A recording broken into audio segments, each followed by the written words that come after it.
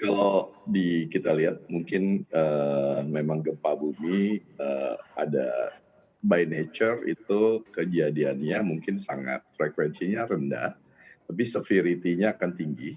Tapi di sisi lain kita juga bicara bahwa seperti, 1, 2 hari ini, kita melihat bagaimana, frekuensi dari klaim banjir kita di Semarang saat ini, terutama ke arah Kendal dan sekelilingnya, kemudian juga di daerah pabrik-pabrik di Candi itu ada longsoran di sana, juga di Pekalongan ada banjir, di Subang itu saat ini ada yang jalan utama yang jadi sungai, eee, itu frekuensi dari kebencanaan terhadap banjir sangatlah tinggi dan mungkin severity-nya nggak setinggi, kegempaan, Gempa bumi ya?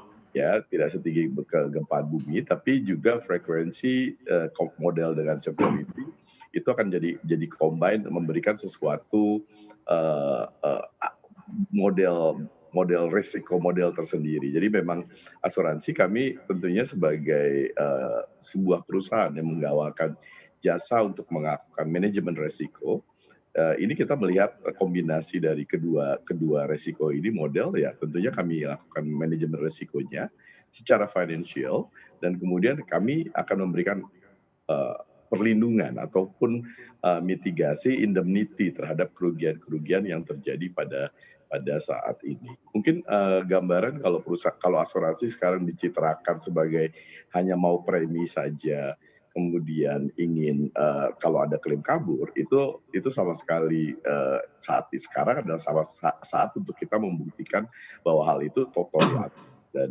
mungkin sebagai gambaran saya personally telepon, presidir-presidir perusahaan-perusahaan yang terdampak, oleh klaim-klaim banjir-banjir di Semarang, di Pamanukan, kemudian juga di Pekalongan dan saya bilang, "Pak, at any time you need me, just call me," gitu. Karena saya juga punya orang-orang yang langsung kita suruh langsung membantu mereka di lokasi bencana. Jadi mungkin memang inilah saatnya kita menjual asuransi dan memang ini karena kita perusahaan yang sebenarnya menjual janji dan capacity, ini saatnya kita untuk membuktikan janji kita dan, dengan itu tentunya kesempatan akan selalu ada buat kita karena memang kita hidup di ring of fire ya.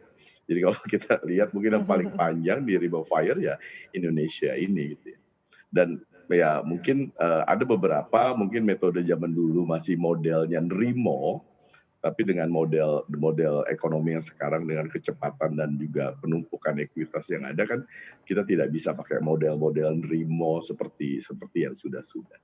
Demikian Iya, Bu betul Alin. sekali. Sudah disinggung tadi sama, Pak Widodo soal capacity, kapasitas. Saya ke Pak Hedi, seperti apa sih Pak sejauh ini kapasitas dari, perusahaan untuk memberikan reasuransi terhadap, asuransi gempa dan juga bagaimana strategi underwriting reasuransinya Pak Hedi? Terima kasih Bu Alin.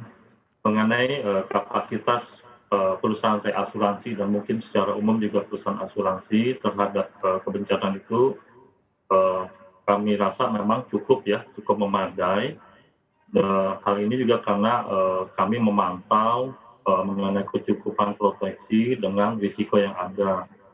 Sebagai contoh gampangnya mungkin Bu Alin, kita masih ingat bahwa industri asuransi umum Indonesia, dalam hal ini AUI juga telah, membuat suatu konsorsium asuransi barang milik negara ya, di mana, dalam, kaitannya dengan risiko kebencanaan Indonesia, hampir seluruh perusahaan asuransi dan reasuransi yang tergabung dalam konsorsium asuransi barang milik negara itu menjamin aset-aset pemerintah dan, kami menilai kecukupan dari, proteksi yang ada.